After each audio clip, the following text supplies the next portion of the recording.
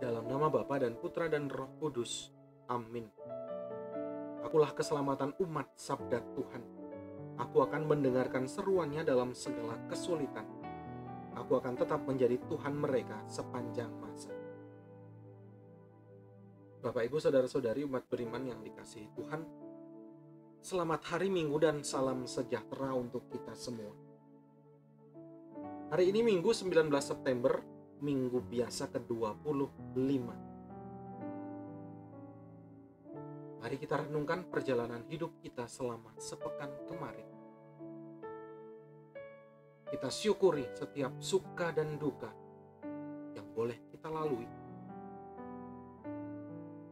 Itulah yang terbaik dari Tuhan untuk hidup kita. Kita mohonkan berkat serta rahmat untuk perjalanan hidup kita sepekan ke depan, agar setiap langkah kita selalu berpedoman pada ajaran. Sebentar lagi kita akan mendengarkan sabda Tuhan. Mari kita hening sejenak. Kita sesali setiap dosa dan salah kita. Kita mohon ampun di hadapan Tuhan. Kita bersihkan hati agar layak dan pantas mendengar sapaan-Nya yang kudus. Haleluya, haleluya, haleluya. Allah telah memanggil kita lewat Injil, sehingga kita boleh menikmati kemuliaan Yesus Kristus Tuhan kita. Haleluya, haleluya, haleluya. Semoga Tuhan beserta kita sekarang dan selama-lamanya. Inilah Injil suci menurut Markus. Dimuliakanlah Tuhan.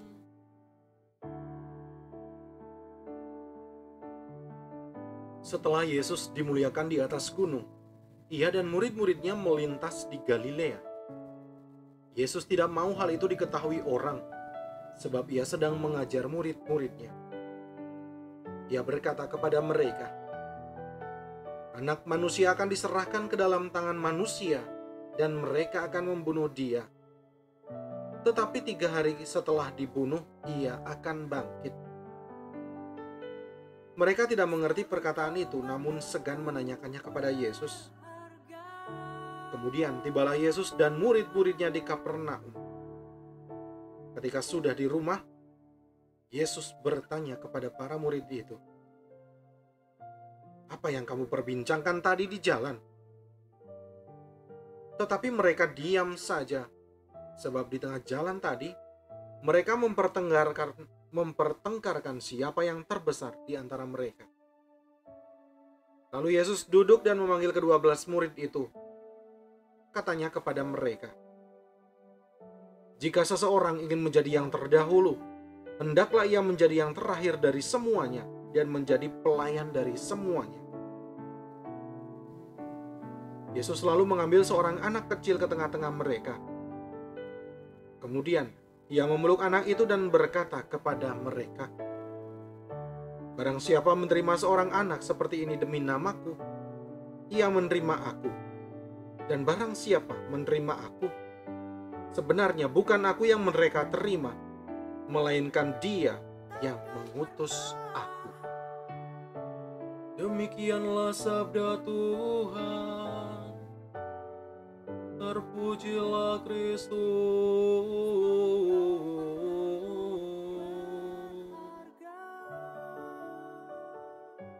Tidak peka.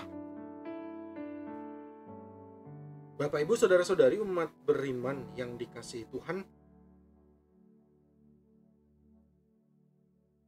ini adalah kata-kata yang bisa menyakitkan bagi kita yang tidak siap atau memang tidak pernah diajari peka terhadap situasi dan kebutuhan orang-orang di sekitar kita.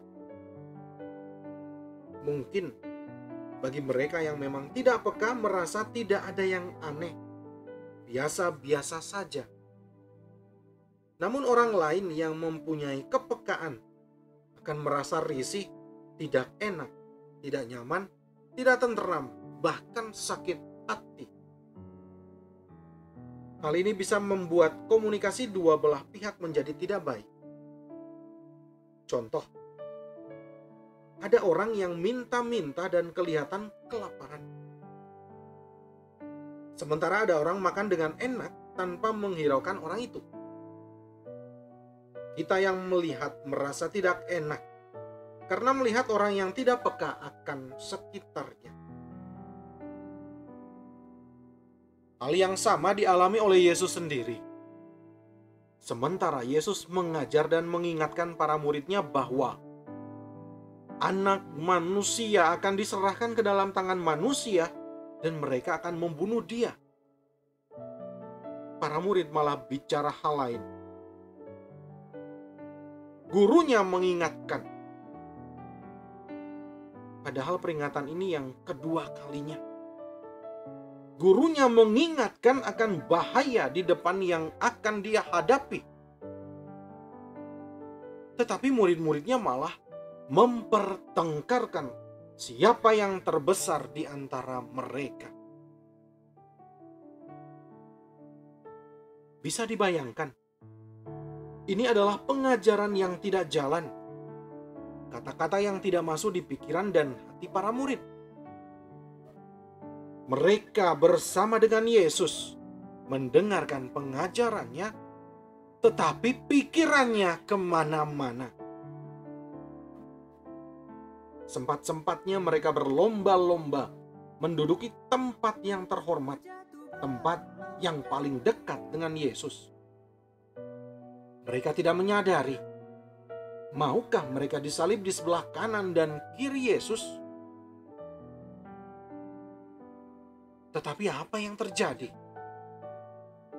Saat Yesus ditangkap, mereka semua melarikan diri. Tidak ada yang berani membela gurunya. Padahal mereka memperebutkan tempat yang enak di sisi Yesus.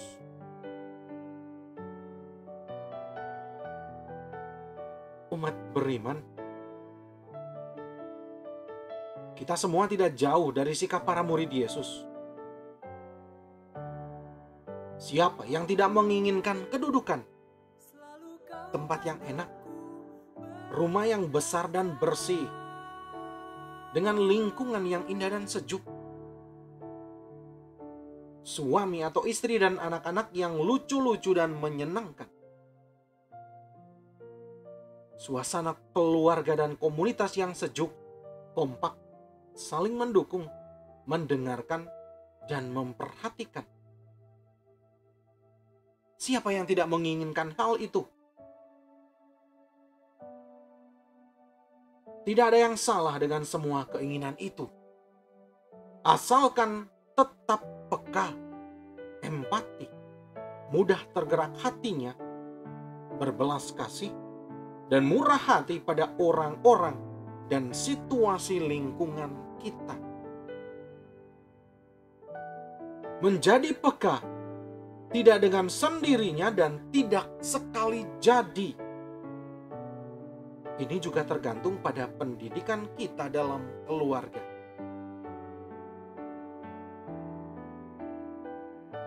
Dalam keheningan, kita bisa bertanya pada diri sendiri,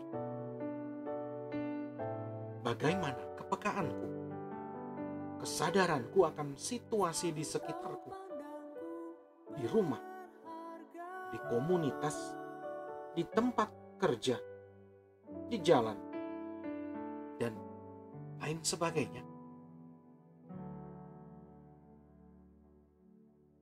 Tuhan senantiasa memberkati perjalanan hidup kita. Amin. Marilah kita berdoa. Allah Bapa yang Maha Pengasih, melalui putramu, Engkau selalu membela kaum yang lemah, miskin, dan menderita. Kami mohon, semoga semangat belas kasih putramu itu senantiasa menjiwai kami, sehingga kami pun berani memihak dan memberikan pertolongan nyata kepada saudara-saudari kami yang lemah, miskin, dan menderita. Sebab Dialah Tuhan dan pengantara kami, yang bersama Dikau dalam persatuan Roh Kudus, hidup dan berkuasa, Allah sepanjang segala masa. Amin. Semoga Allah Maha Kasih menganugerahkan berkat-Nya kepada kita semua, dalam nama Bapa dan Putra dan Roh Kudus. Amin.